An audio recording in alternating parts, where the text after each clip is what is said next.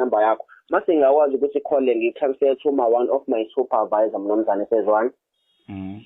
Yes, angithi mnumzane uyakwazi ukucheck ama-debit order site lakho while uyi-call, right? Angeke ngikwazi ukuwa-check-a while ngikuyi-call. Yes, uzozama mnumzane minimize call ungayi-drop yo u-ona ama-data akho for internet connection mnumzane because nathi akuvumelekile ukuthi sidrophilane until ithole i-service yakho esayidini yakho isiphelele sezwana.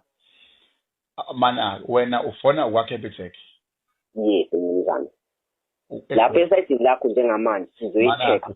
Ufona useGold noma la eThekwini?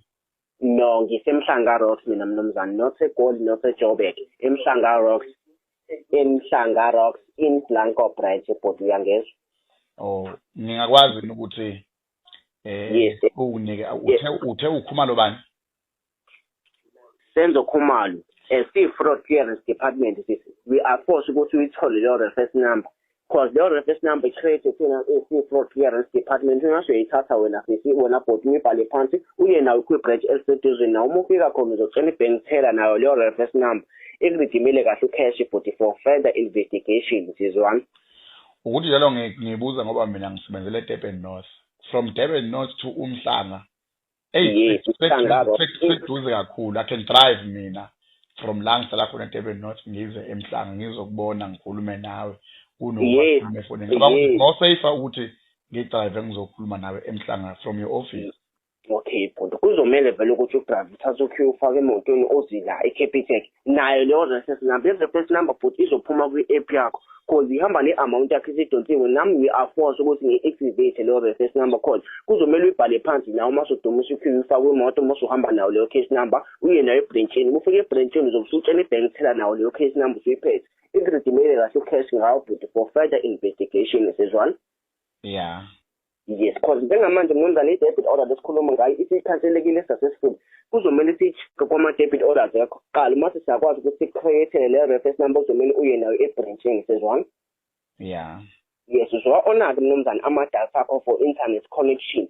Ukhumbule akuvumelekile nathi ukuthi sidrophilane until uthole full service yakho esayidini lakho sezwana. Ake ngibuze nawe sizobambisana ngoba usizo ngiyalifuna. But izathu sokuthi ngitholele call ukuthi unabantu abayibiza ngomzansi bani? Umzansi bani? Ngomzansi mobile. Badonsa imali yami from my account u-99 rand. Without your signature yabona. Yes. Yes, because nathi sona sizathu sokuthi sikufonele kanje masithola kwi-system asitholi i-signature ukuthi wayivumela ukuthi le nkampani idonsa. Nathi we are forced ukuthi sikhansele le debit order and si-reverse back nemali yakho isidonsiwe mnumzane. Imali nizo-reverse back to me? Yes, sizoyi-reverse back i-amount yakho. Uyakhumbula i-amount yakho ngithe 1,550 rand isidonsiwe since ungayishayinanga lutho angithi uyakhumbula. Yeah, okay. Njengoba ngichazela kanje mnumzane on my side sengikhanselele successful ukhumbule and i-call leyo rekhodiwe. Mangabe ngiqeda kuzomele ngiyi-transfer to one of my supervisor okuzongendlela esekusize ngayo mnumzane sezwana. Yeah. Yes, check because njengamanje mnumzane kuzomele si-check-e kwama-debit orders le nkampani ukuthi isakhona yini. Mase sakwazi ukuthi sikwenzele le reversal ye-reference number iqala nge-C okuzomele uyithole because ihamba ne-amount yakho esidonsiwe mnumzane. Mase uyakwazi nawe ukuthi uyibhale phansi mase uyakwazi ukuthi uhambe nayo uye ebranchini sizwana ngithi bhuti. Normally uma ngabe umuntu efonela ukuthi sengize ngajwayela ukuthi siyasiqale si confirm oma address for security check ukuthi ukhuluma nomuntu right yini. Mhlawumbe from your side unayo any information wena from your computer ukuthi ubani okhuluma naye ohlala kuphi. Yes, mnumzane into njengalezo vele ngiyibona ku-system pass akuvumelekile ukuthi imemeze over the phone such as ama-card number in nama-remote pin in akuvumelekile ukuthi siyithathe over the line mnumzane sezwana. As i-call uyitholile kanje isi regarding i-debit order ungayisayinelanga nawo mnumzane because nathi asiyazi le nkampani. Since sikuthola kanje kwi-line sisuspecta i-fraudulent activity kule nkampani because asiyitholi i-signature yakho because le nkampani futhi isihlala la eMpumalanga eMalahleni uyakwazi wena lapho futhi. Manje unabhoti you don't even want to know ukuthi ubani okhuluma naye to confirm that ukuthi I'm at the right person or not. As-confirm lutho ukuthi kuba umuntu right yini. Okay, mnumzane ngizoconfirm akanye ngiqinisekise ukuthi u-respond on a number right? Yeah. All right. Wena uMr. Fakoti. Yeah. Wena umuntu waregela le number is 079 or 076 891 5349, right? Yeah, mlena. We rasful on your account mnumzane sikutholile kwi-line i-call leyo recording ukhumbule mnumzane. We are forcing umnumzane ukuthi ikhansele le debit order since sekuthola nawe since ungayitholi i-signature and mase sikwenzele le reversal back mnumzane sezwana. Yeah. Yes mnumzane, because njengamanje le debit order njengoba sikhuluma kanje sezikhanselele successful on my side. We are forced ukuthi check kwama-debit orders esayidini yakho ukuba isa-aphiya yini mase sakwazi ukuthi sikwenzele i-reversal ukuze uzokwazi ukuthola le reference number eqala ne-C ihamba ne-amount yakho isidonsiwe ebhodi sezwana. Cause njengamanje mnumzane uzwa-on nje amadatha akho for internet connection esayidini lakho. Uma ngabe ungena kwi-app akuvumelekile bhuti ukuthi sikhompheme izinto eziphinde ekhadini leni such as ama-card number eni ama-call lawo bhuti avamise ukuqoshwa for uphephe kwama-customer isezwana. Yeah, no, ngiyajabule azi kungisiza kodwa-ke. Alright, uzongena esayidini lakho uma usuwabona ama-optional 5 course uzocheck kwama-debit orders ukuba isa-aphiye yini mase siyakwazi ukuthi sikwenzele reversal, right?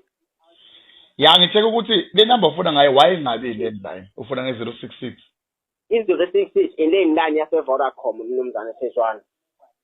Ukuze ngizokwazi nami i-call le ngitransfer ngizobe sishintsha ile line yedesk engizobe ngiyinayo because here supervisor yami isebenza ngelinye ibranch mnumzane izobe siyakwazi ukuthi ikhulume nawe ngezinye izinto mnumzane ubonge ngendlela esisize indawo uyangezwa.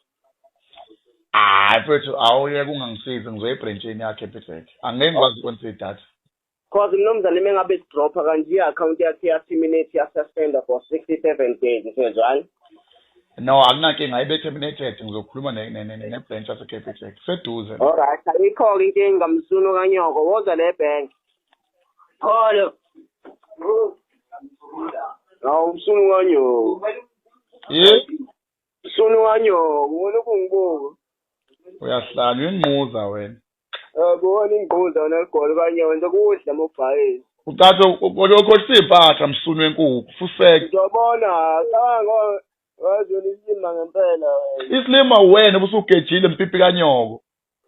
Pipi lakho sibeba msunu kanyoko. Niyahlaya nabafana nini? Anifuni ukusebenza nguzo zonke. Ngimdile umfazi wakhe ekuseni msunu kanyoko. Obheka uyahlanya. Msunu kanyoko. Uyahlanya. Umfazi ubani ungwani? Ngibona mfazi yini nomsunu kanyoko lokhu ngenza ingquza wona goli. Obheka isiphuphu ngampela lesi. Msunu kanyoko phako. Chaza into